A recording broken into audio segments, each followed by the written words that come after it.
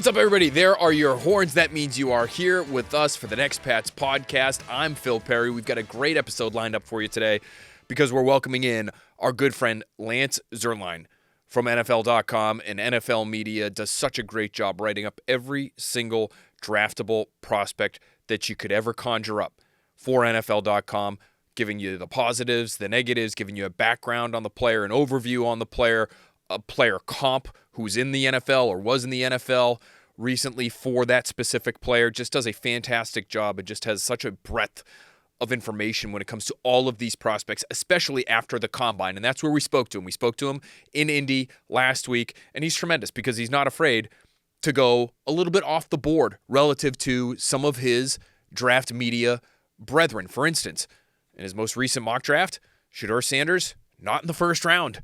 He goes to the Browns at 33 overall, and so he's willing to take a little bit different angle when it comes to some of these prospects. He's not as high on Will Campbell as some others are, and that was even before the arm measurement from Indy where he checked in, Will Campbell did, at 32 5/8 inches in terms of his arm length. We're going to get to that a little bit later in the podcast, but stick around for that interview with Lance. Here's what we're going to do beforehand today. We're going to give you a quick little preview when it comes to free agency because it is on the horizon.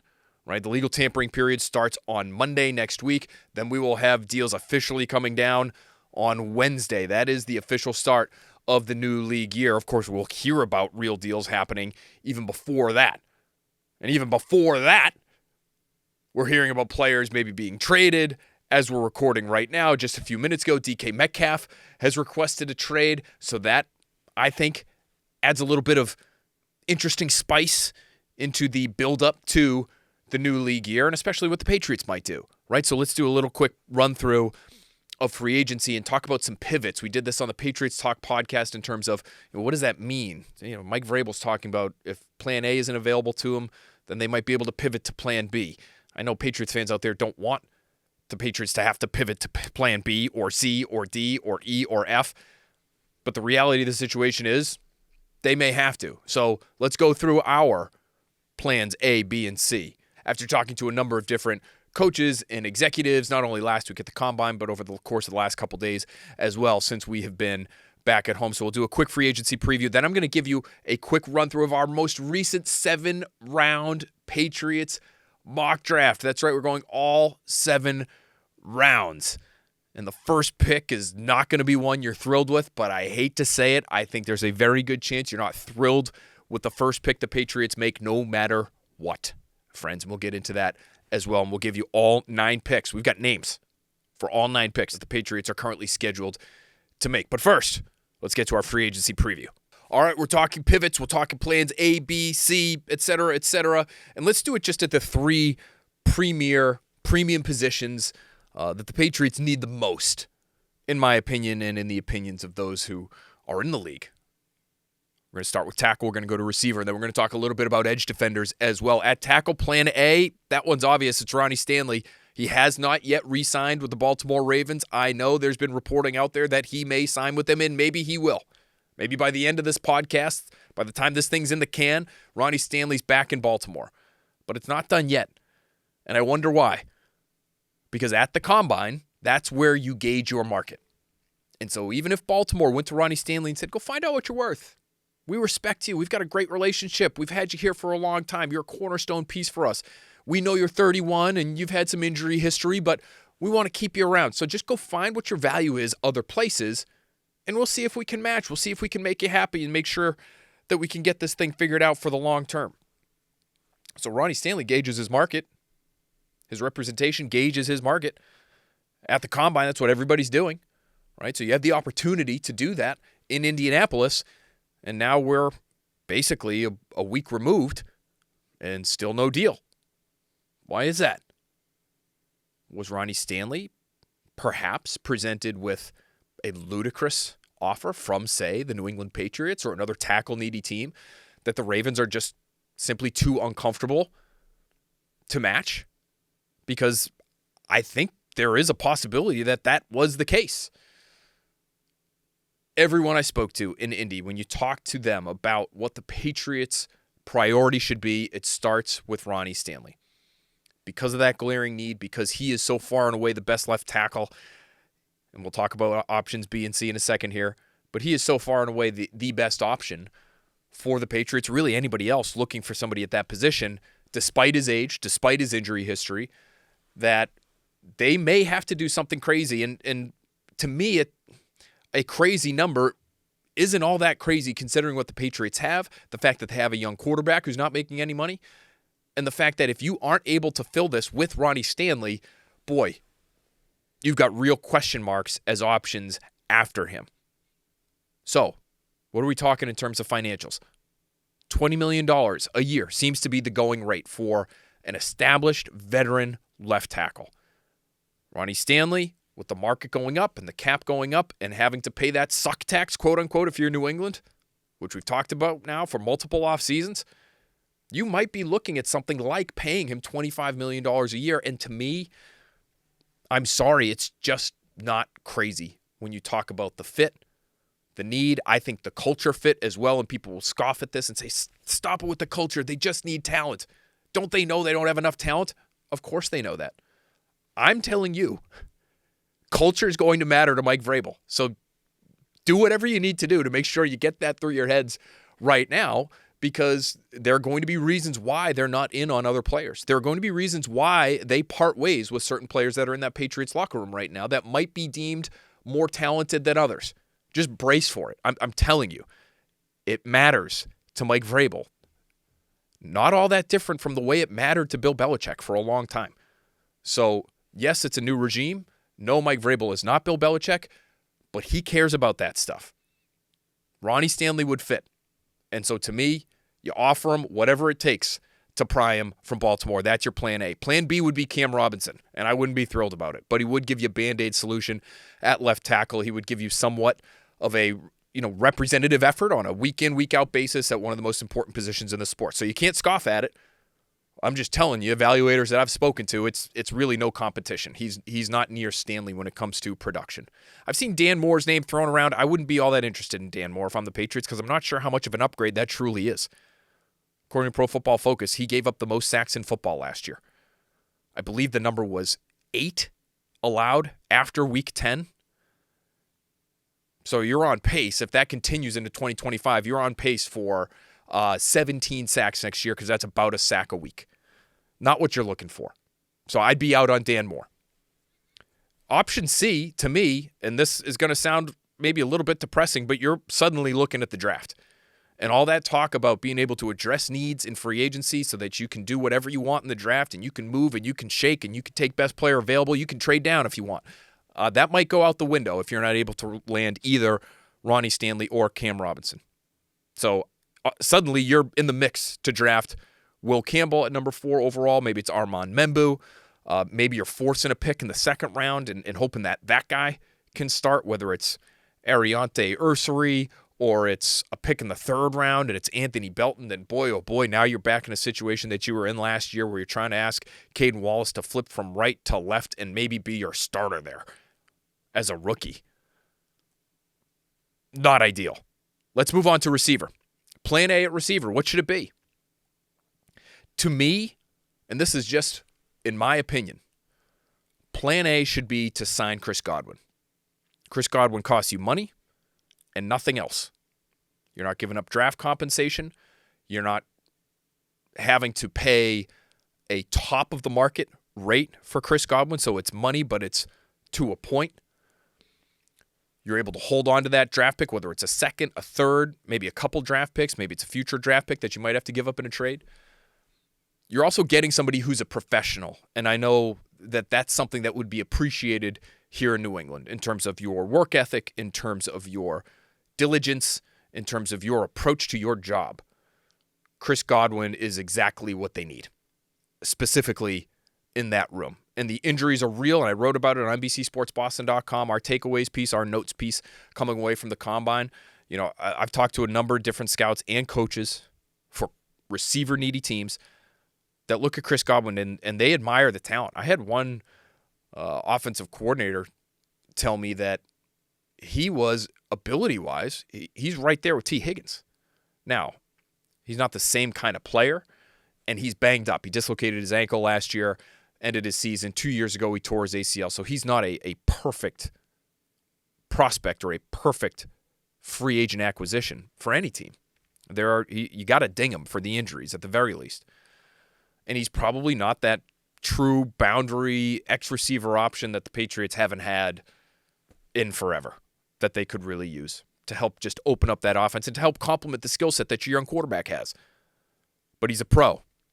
And that's a big reason why, for me, it wouldn't surprise me if he's their option A. How about option B? What do you do if you have to pivot? This is difficult because this might have to, just in terms of the timeline of it, you might have to make your decision on this player as though he is your option A, and that would be trading for DK Metcalf. Because if you wait around to see whether or not you got Chris Godwin, and now you say, let's pivot to DK, they might have already traded him or come to an agreement on trading him with another team. Again, it's March 5th. We got 5 days before the legal tampering period, and whether or not you feel like you can really get Chris Godwin to sign on the dotted line. So would DK Metcalf still be available by then? I'm not so sure. So you've got to be convinced as to whether or not DK Metcalf is a fit for your program, and the cost of acquiring DK Metcalf is exactly what you are prepared to spend, because not only are you going to have to pay him near the top of the market, is my guess, on a new contract, but you're giving away something of substance. Now, it is difficult, and again, this news just broke in the last hour or so here, so I've reached out to a few different executives to try to peg what his value in a trade would be, but it's tough. I mean, he's not Tyreek Hill, so you're not talking about 2 firsts.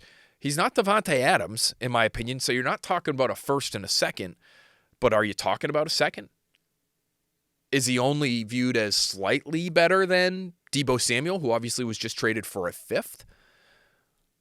Deebo Samuel is older, and I think more on the back end in terms of just the number of injuries that he's dealt with, the weight issues that he's actually been pretty open about on Twitter. So DK Metcalf's going to get more than a 5th. But how much more? Is it a 3rd? Is it a 2nd? I would be really reluctant to part ways, even in a relatively down draft. If I'm the Patriots, I'd be really hard-pressed to part with that 38 overall to trade for DK Metcalf if I can have Chris Godwin. Now, if you've gauged Godwin's market and you've talked to his people and it really sounds like he doesn't want to be here and he's not going to sign with you, you can't force a square peg into a round hole, so to speak, in free agency. You can't force that to happen. I guess you could just blow him out of the water with an insane amount of money. But if Godwin doesn't want to be here, can you make that trade happen with DK Metcalf? Now, you'd have to have assurances that he would want to sign with you and be here for a while, especially if you're willing to give up, say it's the 38th overall pick this year. Maybe he doesn't want to do that. Maybe Godwin and DK Metcalf are out on you. Let's acknowledge that that's a very real possibility, friends. DK Metcalf was already on a podcast with Katie Nolan and apparently doesn't want to come to Massachusetts because it's too many syllables to say. It's just a mouthful. And so he's out. Now, DK Metcalf has a sense of humor. I've heard a number of interviews with him in the past. And so, he's saying that, I think, tongue-in-cheek, but doesn't mean he wants to be here. That sentiment could be very real. Can you blame him? Are they definitely going to be a contending team moving forward? Is he definitely going to be playing meaningful football in 2025 and beyond?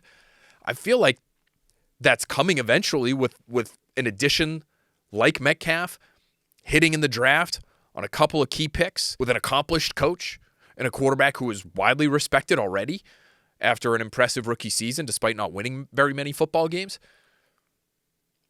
I think you might be able to convince him. And maybe Mike Vrabel is the kind of guy who can sell New England in a way that others can't. But that to me would be plan B. I think I still would rather have Godwin and the 2nd round pick as opposed to Metcalf and giving away more money and giving away a pick of value or maybe 2. Plan C, I think it's Jacoby Myers. I wrestled with this one just a little bit between Brandon Ayuk and Jacoby Myers. Is Ayuk ceiling higher than Myers's? Yes. But Myers, you know what kind of person you're getting. You know how he fits in Josh McDaniels' offense. You know how he fits in terms of his willingness to perform in this area and his ability to perform in the elements. Brandon Ayuk didn't want to be here last year, and now he's coming off a torn ACL, and he's been paid. And he just sat out of training camp. Is that the kind of guy that you want to bring in to be your centerpiece, so to speak, after Drake May? He's going to be right there alongside him in the huddle, and he's going to be the go-to guy by default because of the amount of money that he's making. Is that what you want? Is that what Mike Vrabel will want? Like, forget what we want. Forget what I want. Like, what does Mike Vrabel want? That's really what we're trying to do here. That's what we're trying to peg. And that's why I have Godwin right at the top of the list, and I have Jacoby Myers ahead of some other talented names as option C. Devontae Adams would probably be soon thereafter, but again, in a perfect world, you'd have him ahead of Myers. You might even have him ahead of Metcalf, despite his age, because all he's costing, again, is money. He's going to be a free agent. I just am not sure you're going to be able to convince him to come to New England. So let's try to be realistic as we're going through this too. But that's where I would be starting, is starting with the guys who aren't going to cost you a pick that you really need. Because free agency thing, that can give you that initial bump, but you need to start hitting on these picks, including number 38 overall. So I'd go with Godwin as the plan A, but again, they've got to figure themselves out and do so very quickly here because Metcalf could be on the move fast. How about the plan at edge? Plan A to me, this is pie in the sky thinking, but let's throw it out there because I think it would be worthwhile, especially given what might be available to them at the number 4 overall pick. I would be willing to trade number 4 overall for Micah Parsons. Call me crazy. I don't think it is. I think Micah Parsons is that good. He is solidly in his prime. You'd have to pay him a boatload of money, and I get that. But I love Micah Parsons. I love him in terms of his ability level. That part of it is obvious. But I think he cares. He's passionate. He wants to win. Are you going to have to deal with a big personality? Yes. But newsflash, you're going to have big personalities at that position, especially when it comes to the best of the best. And I'm thinking about him paired with Mike Vrabel and that defense and the coaching that he would get here. You know, given everything we saw Vrabel do with those guys in Houston and what he was able to get out of them, what do you think he might be able to get out of Micah Parsons? I think that could be a special kind of fit. And he is the kind of guy, and he is the kind of talent that, given what he's shown in Dallas, I think you could be comfortable with making, alongside Drake May, a centerpiece figure to your organization. I also look at the draft, and we're going to get to this in a second, in our 7-round mock. Stick around for that. Even if you hate the first pick. But that first pick, I'm sorry. If Travis Hunter and Abdul Carter are both off the board, anybody you take it for is going to be viewed as a reach. Anyone. And oh, by the way, you can't just force a trade. So I know everybody and their mother say, well, you just trade down to 6 or trade down to 8, and then, you can get a player there. Yeah, you could if somebody wants that 4th overall pick. If nobody wants the pick, you have to be prepared to take a player. Who are you taking? That is without warts. There ain't a guy. It's just the kind of draft this is. So if you can instead flip that pick, say you've signed Ronnie Stanley, say you've signed Chris Godwin, and you feel like the 2 most glaring holes on your roster are taken care of. You don't have to force anything in the draft. You don't have to force anything at 4 overall. You don't even need 4 overall, quite frankly, if you can get somebody like Parsons in return for that pick. So that's plan A for me. I'm calling Dallas. Stephen Jones, Vrabel, get on the horn and see if you can make it happen. Is it realistic? Probably not. But that would be my pie-in-the-sky option, especially if I get my most glaring needs solved in free agency. Plan B, this is going to be a bit of a come-down, friends.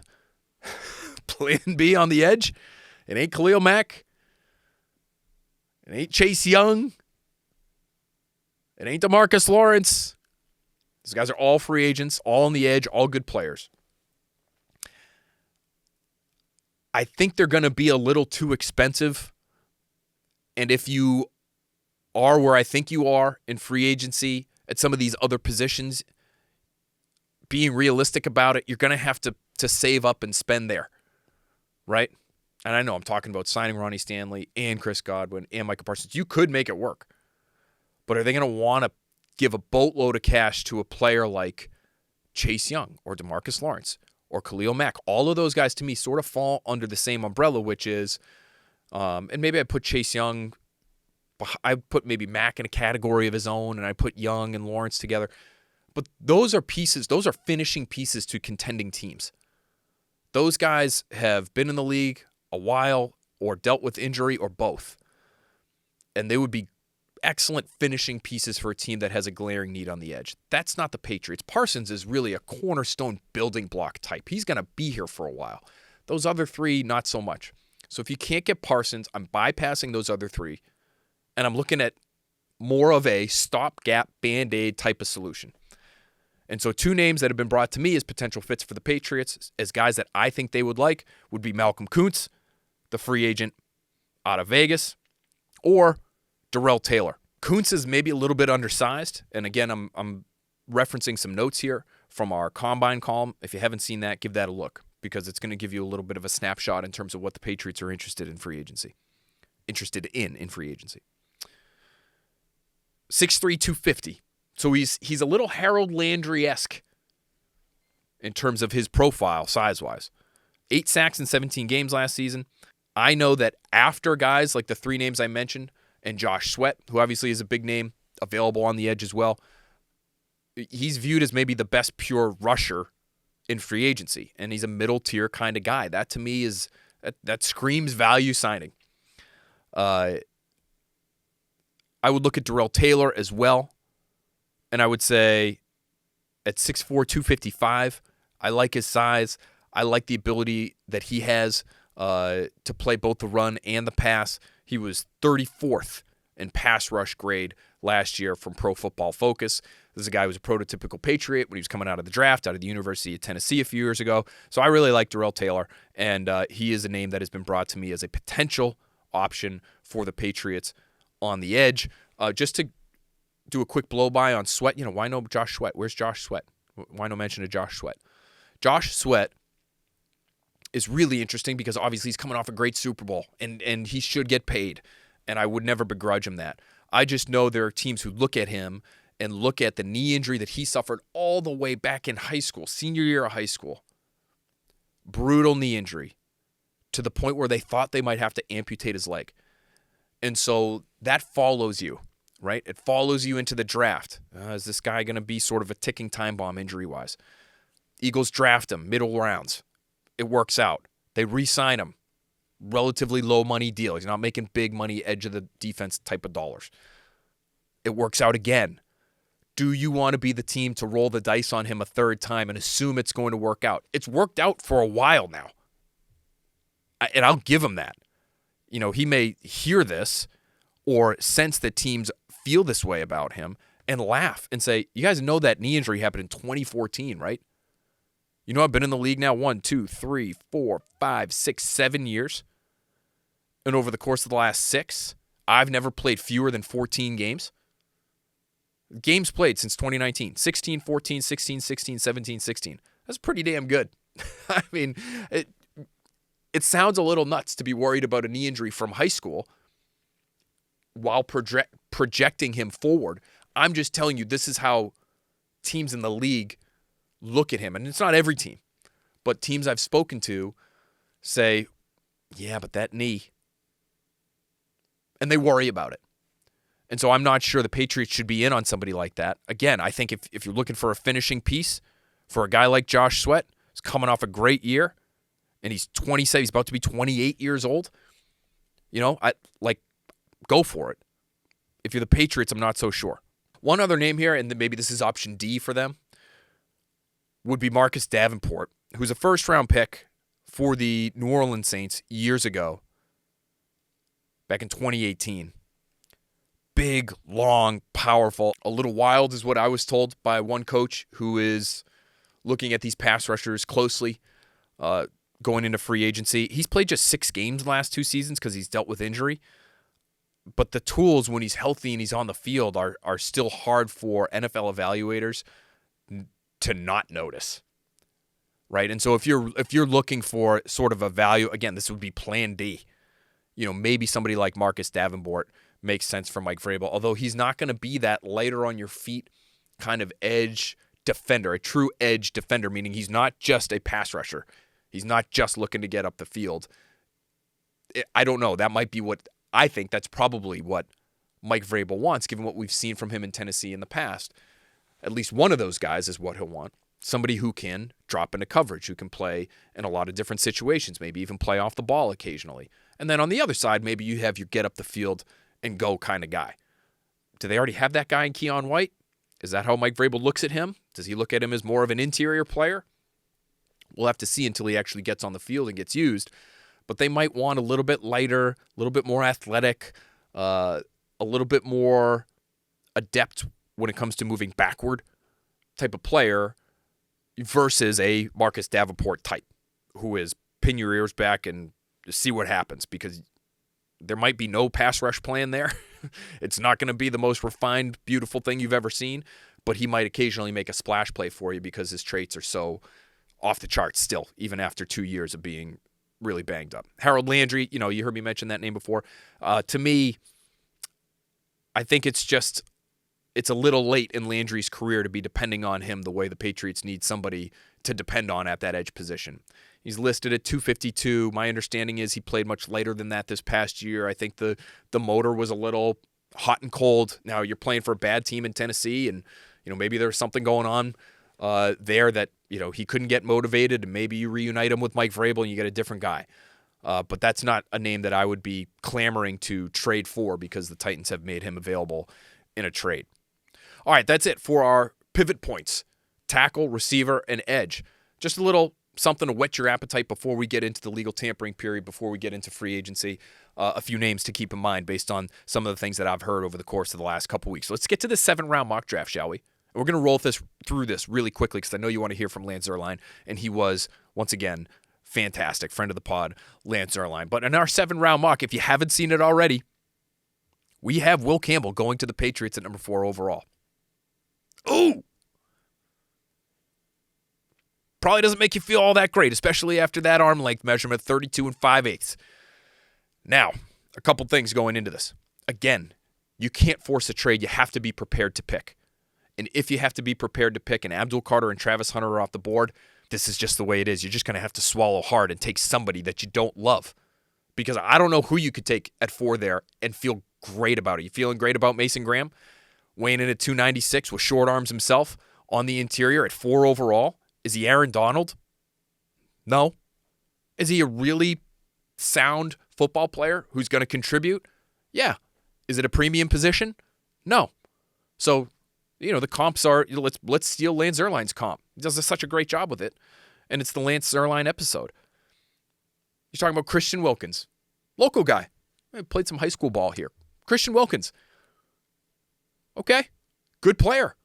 That guy's going to be able to play for you. Did he really impact winning and losing in Miami all that time he spent down there in Miami? I don't remember him being a game wrecker type where you go into that game and say, boy, if they don't figure out what to do with this guy, they've got no shot. He's a good player. Is that what you want at 4 overall? To me, that's not a perfect selection if you're talking about Mason Graham. You feel good about taking Tet McMillan there? He doesn't run the 40. I don't know if he's going to run a 40 during the build-up to the draft. A little lethargic getting into his routes. Yes, tremendous hand-eye, great size, somebody that Drake May would be able to just throw the football up to and watch him make plays in the red zone on 3rd down. I'm not saying he wouldn't be valuable. Is that what you want at 4 overall? He's not near the same class of receiver that we saw last year in the top 3 when it came, or the top 3 receivers when it came to Rome Odunze and Malik Neighbors and Marvin Harrison Jr. I'm not sure he's better than Brian Thomas Jr., who was taken a little bit later in the 1st round there. I've heard good things. I've heard scouts call him a 1. I just don't know if you feel great about taking him at 4 overall if you're talking about a contested catch guy and people still get that little twitch in their upper half anytime they hear the words contested catch because they think N'Keal Harry. I'm not saying that's what this guy is. I'm not. I'm just saying he ain't a perfect option at 4 overall. You want to take Tyler Warren at 4 overall? You could. I think he's a good player. You want to take Ashton Genty at 4 overall? You could. He's a good player. These guys play tight end and running back. And again, in terms of needle mover types of positions, that ain't it. And so at 4 overall, I'm not sure you feel great about that. Will Campbell, to me, might be their best option at 4, and we'll continue to parse through it. But the scouts I've spoken to, even after the arm length conversation, even after he measured 32 5/8, still view him as a safe pick inside the top 5 because they view him as a tackle. Because you have that 3-year sample size of him playing in the SEC and doing it against the best of the best, and you have not only that, you have an incredible combine week because he tested as an elite athlete, elite, which he needs to be in order to make up for that lack of length, quite frankly. And on top of that, he did nothing but bolster his reputation as a good leader and a quality football character guy, which again is going to matter, and you might not give a damn about that. But for the New England Patriots, who simply cannot whiff on the person or the player with the 4th overall pick, they have to get somebody who can contribute, and they have to get, in my opinion, they think they have to get someone who will be a leader for this team moving forward because they are lacking in that area. They need someone who's going to bring passion, competitiveness, work ethic, a lead by example type. They need to check all of these boxes early in this year's draft. And they might be able to do that by drafting Travis Hunter. I just think Travis Hunter is going to be off the board. And so Will Campbell, when it comes to all of the intangible stuff, you pair it with the tangible that you saw on tape, which I think Mike Vrabel will value, which you saw on tape, the tangible stuff that you saw at the combine when it came to his athleticism relative to his peers. And I think he might end up being their safest choice. That's not to say that the arm length thing shouldn't be a concern. If it were me, I'd be concerned. And I'd be doing whatever I can to trade out. But what if you can't? What if there are no takers? What if Shedeur Sanders is somebody who's going to slide and nobody wants that 4th overall pick because they're not clamoring for Sanders? You got to sit there and pick. Maybe you could take Armand Membu. I know a lot of mock drafts have Armand Membu going off the board at 4, including Lance Zierlein. But is he a perfect prospect? I think you have to ask yourself. His ceiling is higher than maybe any offensive lineman in this class. That's what I've heard from scouts. His ceiling might be higher than anyone's. He also has never played left tackle in college. He was a right tackle only guy. And it wasn't his fault. He's at Missouri. They had an established left tackle. He ended up getting drafted by the Jaguars last year in the 4th round, so they didn't want to move him because, there's a seniority thing there. And then last year, they could have flipped him to the left side, but they had a transfer from SMU. He was a left tackle. They didn't want to move him. In order to have their best 5 out there, they thought they had to have Membu on the right side. Didn't do him any favors because now if you're a team like the Patriots, you have to sit there and wonder, can he play the left side? He's athletic enough to do it. The numbers certainly say that. But will he be comfortable making that switch? Because not everybody is. Are you willing to just take a right tackle at 4 overall? Maybe you are. But you should be able to find one in free agency, can you not? Morgan Moses? Anybody? And maybe that's just a Band-Aid type of option, but do you want to take a right tackle if he's a right tackle only at 4? So upside higher, not quite as safe in the opinions of the evaluators that I've spoken to over the course of the last couple days. I think if you really want to make a statement pick, if you're Mike Vrabel, in terms of this is what we believe in, this is what we care about, you're going to lean on the tape, you're going to lean on the football character, you're going to lean on the effort and the leadership qualities, and you're going to take somebody from the SEC who you think is a badass. Plain and simple. And so to me, as we sit here today, on March 5th, I could still see the Patriots feeling as though Will Campbell is the best option for them. We'll have more detail on NBCSportsBoston.com. If you go and you read the 7-round mock, you'll see some quotes in there from evaluators that I've spoken to about Will Campbell, about the arm length issue, quote unquote, specifically. And listen, I'm not sure it's going to make you feel any better. I'm not sure I feel any better about it. Personally, if I'm Mike Vrabel, if I'm Ryan Cowden, if I'm John Stryker, a.k.a. Stretch, if I'm Elliott Wolf, I might not sleep all that well if I make that pick at 4 overall. But I think the overarching point is you're talking essentially about this much in terms of length if you're watching us on YouTube. It's a half an inch. If he was a half inch longer, it really wouldn't be a discussion. He'd be a tackle, and that would be that. But he's not. Now, I did hear that at the Combine, everybody was a little shorter than had previously measured, and that occasionally can happen because it just depends on where the guy with the tape measure is essentially starting. And so if everybody does it a little bit differently, you can get some wonky measurements that are off by a few eighths of an inch. I heard that there were some players that were even up to an inch shorter than previously thought. So that to me is relatively interesting. But Will Campbell has short arms. Like, it is what it is. Let's not try to sugarcoat it. And it's a factor. But as one offensive coach who's looking at offensive linemen this offseason told me, yes, it's a factor, but it shouldn't be the deciding factor. If all he's doing is locking bleepity bleeps down, then it shouldn't prevent you from taking him even inside the top 5. And that's essentially what he did in the SEC. I know the tape's not perfect. It's not. But when you have the kind of career he had, he's figured out a way to make it work. And I think part of that is the athleticism that we're talking about. And yep, if he ends up having to play guard, that ain't ideal. And I'm sure there will be teams and evaluators out there who feel as though that's the appropriate move for him. But Mike Vrabel took Peter Skoronski, I should say a Mike Vrabel coached team. Let's not pretend he had full personnel power, but a Mike Vrabel coached team picked Peter Skoronski inside the top 10, and he's a guard. Played tackle at Northwestern, but he's a guard. I think Will Campbell's a little bit different player, and I think the fact that he did it in the SEC and he did it for as long as he did, and the fact that he's still 21 years old, I think that makes people feel a little bit better about him. If you have a guard, not great. A lot of people were talking about Armand Membu as a guard a few days ago.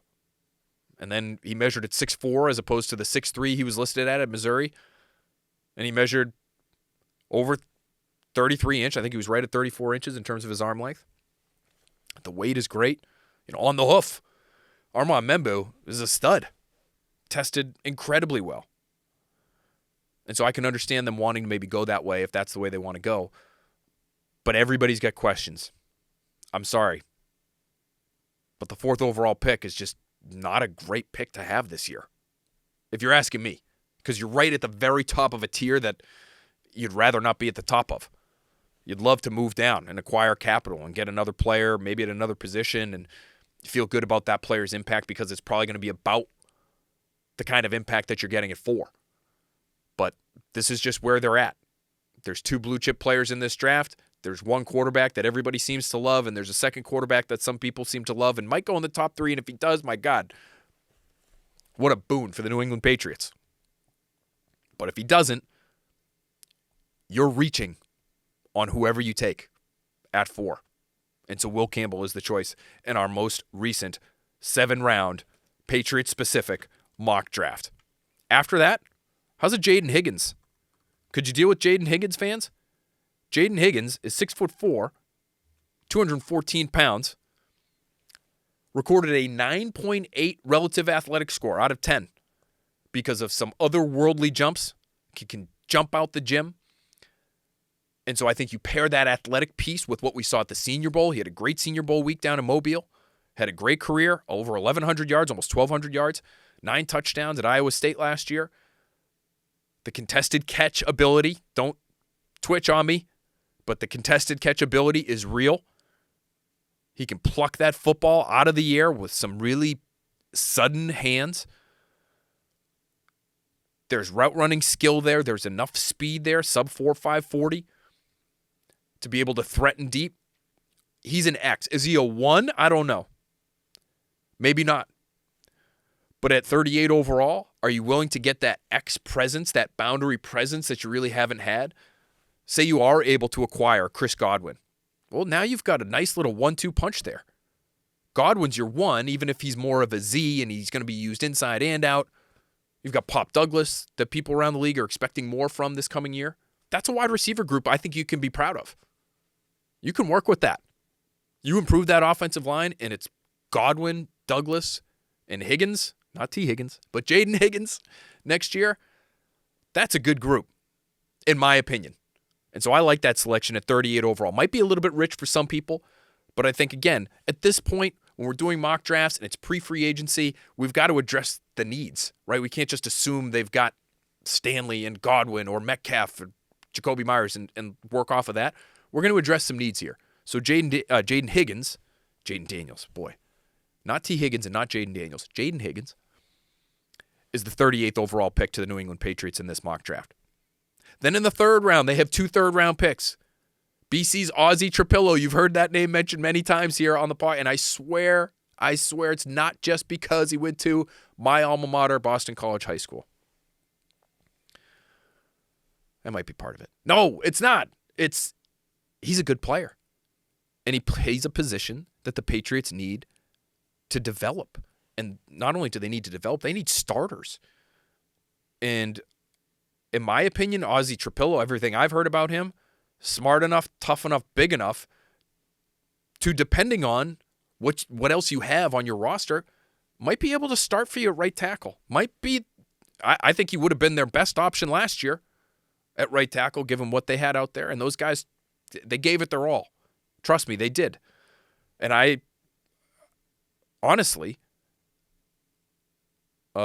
admired their effort throughout the course of the year, because what they had at tackle were guys that,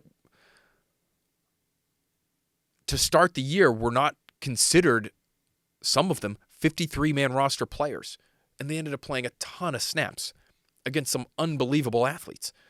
And so it didn't go well. We all predicted that. We all knew that would happen. Ozzie Trapillo might have been their best option last year. And so it goes without saying, going into another year here, if they're not able to address it more fully, at 6'8", 316 pounds, smart and tough, and coming from a Bill O'Brien system, and having worked with Doug Marrone in the past, he's working with Dante Scarnecchia this offseason. To me, he's going to be a third, if not maybe a late second round kind of pick. But the third round feels about right for him. And so that's where we'll have him going to the Patriots in this mock draft. And listen, let's just keep our heads on a swivel for that BC to Foxborough connection because of the friendship between Mike Vrabel and Bill O'Brien. We saw it all the time with Bill Belichick. I don't think Mike Vrabel is going to be beyond that or above that. If he gets word from Bill O'Brien that somebody's worth it in the draft, that he spent a lot of time with, that he's helped develop, I think Vrabel's going to be interested. And I think he should be, quite frankly. You should trust those references. It shouldn't be the only thing you trust, but it's a good resource to have. Second, third round pick out of Maryland, Jordan Phillips. Now, this guy is not Devon Godchaux, but to me, he could be a Devon Godchaux type of replacement in this new Vrabel system, where you're not necessarily expecting guys to two-gap and just hold their ground and take up a bunch of space. He's about 315 pounds. He's a little squattier in terms of his build. He's not 6'5". He's not Ted Washington for a throwback name. But boy, is he strong. He loves the weight room. He's a competitive weightlifter and wrestler in high school. This guy's a beast. And again, I think given some of his interests in that blue-collar mindset that I think Mike Vrabel is going to want to instill in his players, Jordan Phillips, to me, if you can get him in the third round, feels like a really good fit. Now you've spent 3 of your first 4 picks in the trenches, and you've beefed up, and you've gotten tougher, and I think you feel much better about where you're at the line of scrimmage in 2025 versus what you had in 2024. All right, we're going to fly through the rest of these. In the 4th round, the Patriots are taking one of Dane Brugler's best blue-collar ballers. That's right. If you heard our interview with Dane Brugler from Combine Week, you heard him lay out a bunch of names, including Will Campbell, by the way, who's at the top of the list, a bunch of names that he felt were Vrabel fits based on this blue-collar mindset, this blue-collar mentality. Noel Williams out of Cal, a cornerback, not afraid of contact, all kinds of tough. He's somebody that could be of interest to the Patriots on day 3, so we're taking him, we're plucking him from that conversation, we're dropping him into the 4th round for the New England Patriots. In the 5th round, we're going Barrett Carter, the linebacker, out of Clemson. Carter's not the biggest guy in the world, but I think he's, again, going to fit this Mike Vrabel defense where they're going to ask these guys to be mobile, to be able to do a bunch of different things. He is capable in coverage. He's 6 feet, 231 pounds, but he's not a bad athlete. Almost a 35-inch vertical, almost a 10-foot broad at the combine this year. Short shuttle, 4.41 seconds. He's not going to light up a stopwatch. But in terms of his 3-down ability, his toughness, his demeanor, I could see him fitting into Mike Vrabel's mold of what he wants. You're also getting a good person, it seems. And again, I'm going to pull from the Lance Zierlein right up here. But in the miscellaneous section, and this section is actually put together by Zierlein's colleague Chad Reuter from NFL.com. But he gives you just a little bit of a brief synopsis, what he did in college, 2024 third team AP All-American, first team All-ACC, finals for the Butkus Award, started all 14 games. Really good year last year. Then it says miscellaneous. Visit schools to read books and answer questions from kids. Volunteers with Our Friend Christopher, an outreach program for at-risk teens named after his friend and teammate Christopher Miles, who died from a brain tumor in 2020. So you're just getting a solid human being. And in the 5th round, somebody who can really play football, has a lot of experience at a high level, can do a lot of different things for you on the football field at that linebacker position. And he's going to be the kind of person that you want in the locker room. That stuff is going to matter to Mike Vrabel. I'm telling you.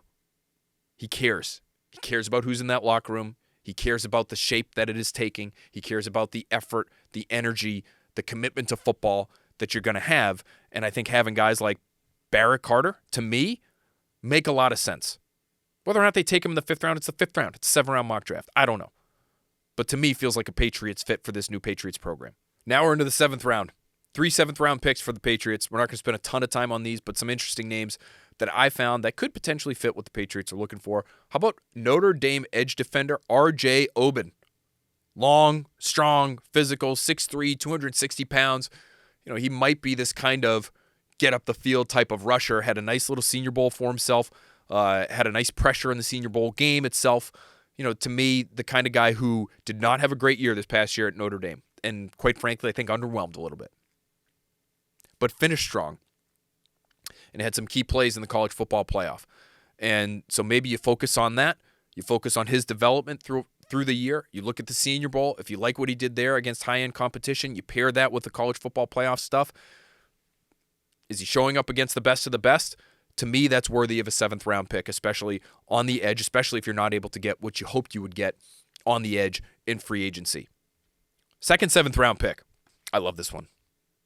Get a Tar Heel to Foxborough. It's Willie Lampkin.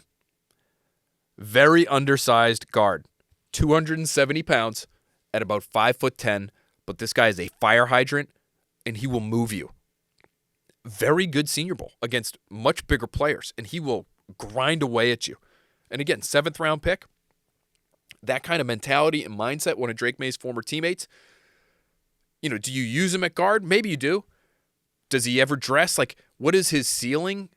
He wasn't even invited to the Combine. So he's invited to the Senior Bowl, but not the Combine. A little bit of a head-scratcher to me, but might be why he's available the way I have him available in the 7th round here. But can you get creative with this guy? Can we think outside the box with this guy? Because, maybe he's a super sub for you at best along the interior of your offensive line. But could he play a little bit of fullback? Just throwing that out there. Again, a good mover. Powerfully built, not afraid to stick his nose right into your chest or slightly lower than that. But you're going to want a fullback if you're running this Josh McDaniels offense. James Devlin ain't walking through that door. Great to see James Devlin, by the way, at the Indianapolis Combine. Phenomenal human being, doing some work for the NFLPA out there. Is Jakob Johnson walking through that door? I guess he could be. Spoke to him at the Senior Bowl, at the Super Bowl, doing some, as he always does, doing some media work for the German NFL fans out there. Does a tremendous job, great personality for it.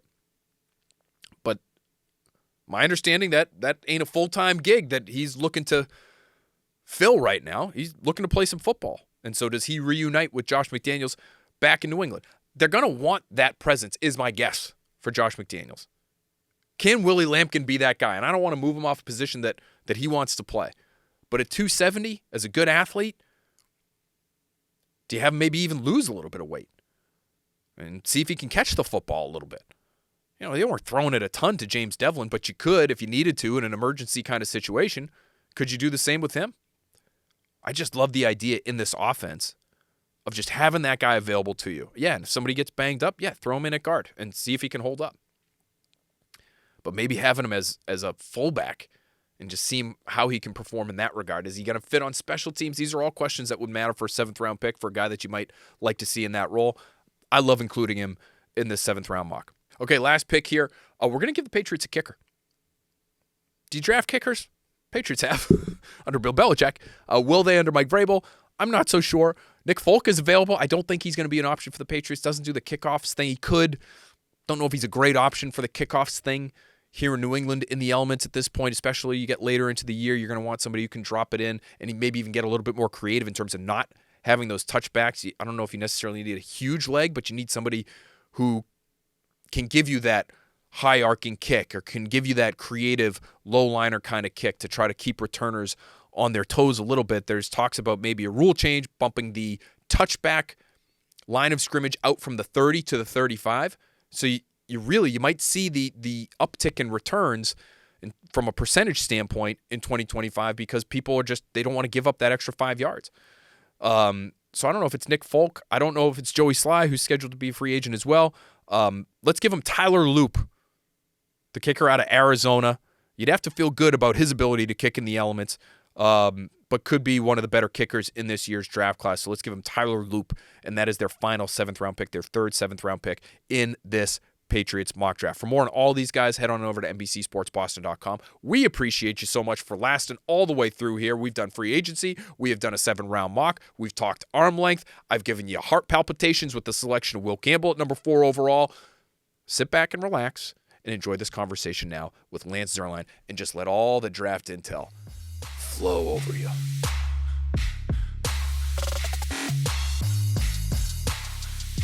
Excited now to have with us on the next Pats podcast, once again, friend of the podcast, Lance Zierlein. Lance does a fantastic, fantastic job writing up all the prospects on NFL.com. And so when you're Googling these people's names and you're trying to figure out what they're good at, what maybe they're not so good at, what they need to work on, how they project to the next level, this right here is the guy. Lance, thanks for being with us. Yeah. You do, which we appreciate. We love that about you. I want to ask you for your opinion on some of the people in this defensive line class, this defensive tackle class, because allegedly, Lance, it's supposed to be a really strong class there. And we just had some news break right before we started recording where the Patriots are going to allow, according to NFL Network, Devon Godchaux to seek a trade. And this seems to be indicative of a scheme change in New England. Bill Belichick and Gerard Mayo, because it was the same defense, they like those two-gapping, big-body, first and second down guys. And it feels like Vrabel might want to get a little bit more playmaker. Yeah, of a penetrating front. Any names stand out to you when it comes to that kind of defensive tackle, if that's what Mike Vrabel's looking for? I think Walter Nolan does. I think he's the most talented defensive tackle in this draft out of Ole Miss by way of Texas A&M. Mason Graham is incredibly active. I mean, if you're looking to do something with the fourth pick, it's fourth for you guys, it's fourth, right? Yeah. Yes. So if you're looking to do something with the fourth pick, I know Will Campbell's a popular pick there because you need tackle too. But if you want somebody to really be disruptive and really change the culture of your interior line, Walter Nolan is explosive and can make plays on all 3 downs. Mason Graham makes plays all the time because he's so active and he's got great football character. He's tough. I think Vrabel and the Patriots would love him. But in the second round, you can go to Tyleik Williams from Ohio State, a player who I think has 3-down type of capability and a player who can get up the field. Howard Cross's son, I think is Harold. I don't know if it's Howard Jr.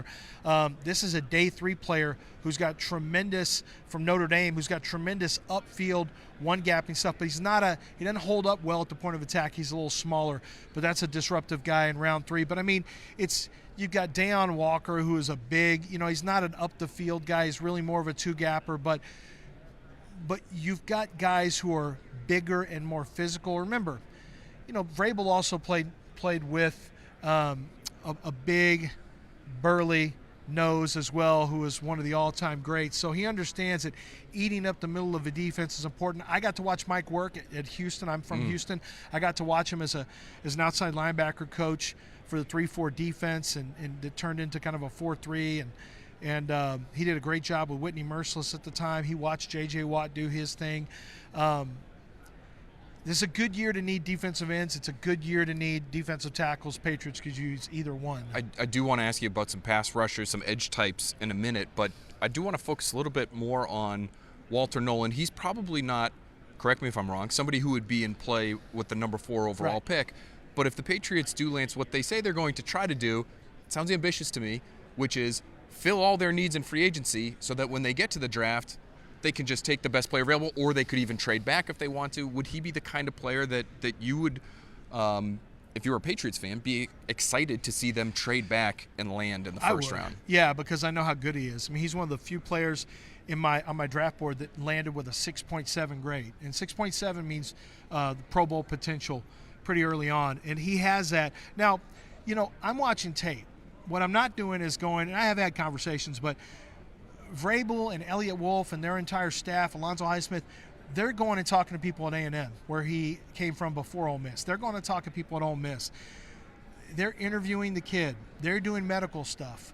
They're developing their own opinions on psychological tests, maybe, whatever the case may be. And so they're going to develop a psychological and football profile on a player as well.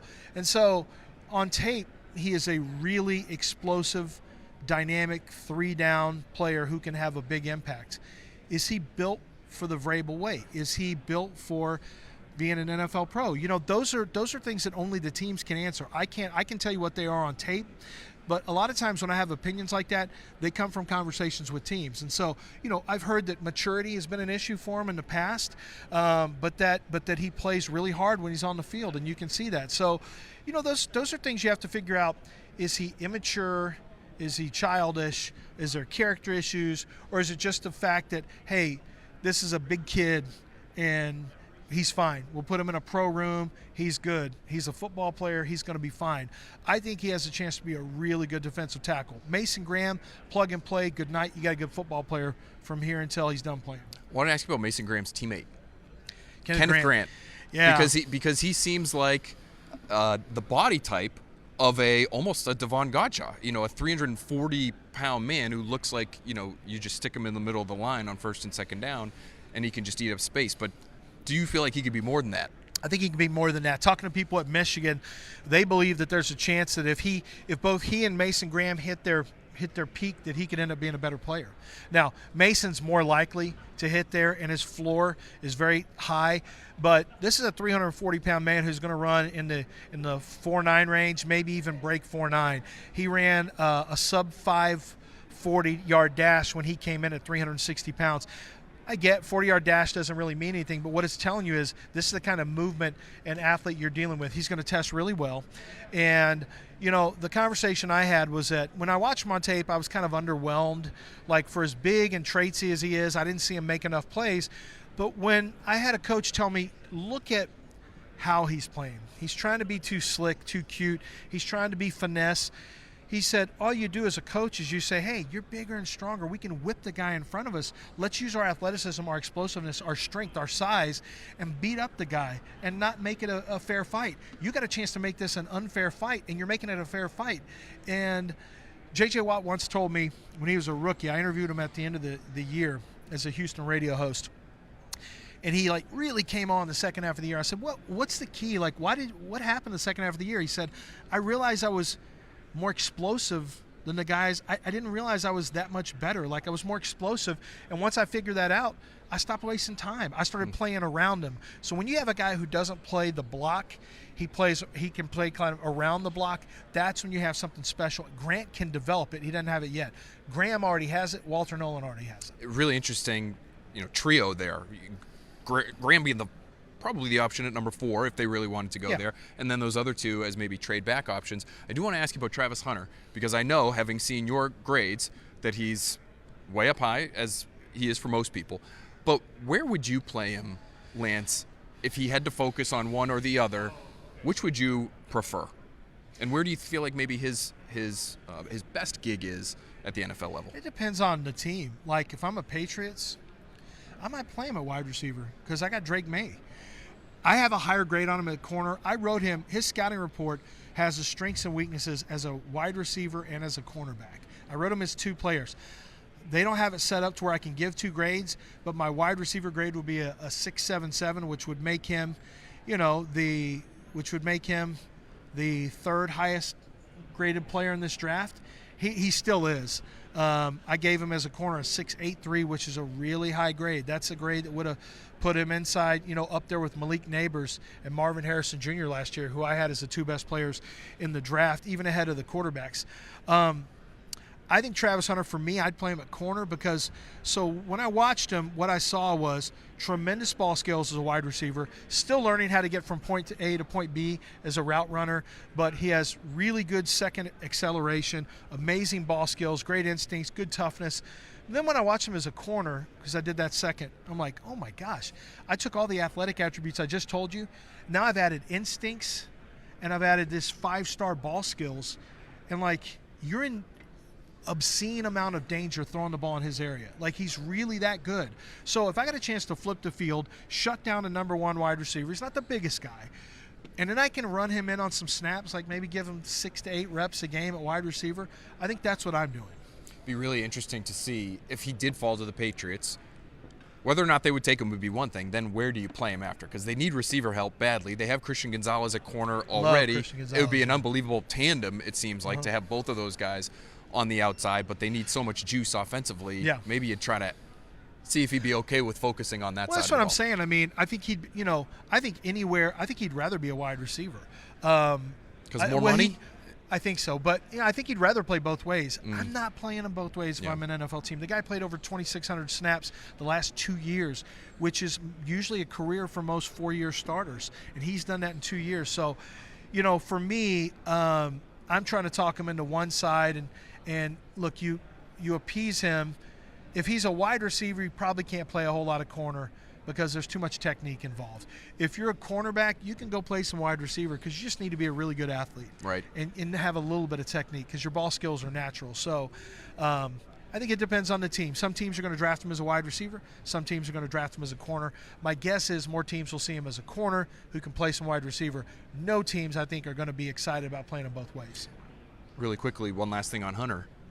I had an AFC receivers coach tell me recently the Devontae Smith comps, which have been out there, make a lot of sense. Does that make a lot of sense to you? That's my comp. It is your comp. Yeah, I've got Devontae Smith as a wide receiver and Darius Slay as a corner. And it's I go body type, but for Devontae Smith, Devontae had special ball skills. His last year at Alabama was incredible. He's a football-rich, high football character player. So is Travis Hunter. Travis loves ball. He's fast. He's long. He's got amazing ball skills. He's a lot like Devontae Smith, a lot like him. Is there anybody at that position, might be a day 2 guy, Lance, and Elliott, I know Alonzo Highsmith, and sort of knowing what they would value. Anybody at receiver that might fit those values, in your opinion? Well, Jalen Royals from Utah State. He's like a 6 foot, 210-pound slot receiver who's big, strong, and what he becomes is a potential safety blanket for Drake May. You want to find a guy who fits quickly with a quarterback. You want your quarterback to fall in love with a target, and that target could be, I think, Trey Harris, a wide receiver out of Ole Miss. He's got a lot of deep ball talent, but he also can catch and run. So you want to throw him hitches and let him run for 6-7 yards. Those are easy throws. Those are confidence builders for your quarterback. So I think Trey Harris is one, big, long, fast, physical, aggressive, competitive on the outside. And then on the inside, Jalen Royals from Utah State. I think he went from like a 4th-round pick to a 3rd-round pick at the Combine, was really competitive, got open a lot at the Combine, looked great. And then there's Kyle Williams out of Washington State, who really has come on strong after the Combine. What I found was NFL teams really love him. Pretty good Senior Bowl, right? Really good Senior Bowl. He's really fast. He's a dog. He's super competitive. I think he's another guy that could gain some traction sometime in the 2nd round for a lot of teams. Some great names there. It was interesting to hear Elliott Wolf today actually talk about how this receiver class might be a little bit more meat, is how he put it. A little bit more meat sort of in the middle of the draft as opposed to near the top. So some of these names, it sounds like that sweet spot that he's talking about. If you want a wide receiver, to me, unless Travis Hunter's there and you view him as a wide receiver, I'm waiting until the 2nd round. Lance Zierlein, NFL.com. Read his stuff. Always great to have you on the Next Pats podcast, Appreciate my friend. Good luck this year. Thank you.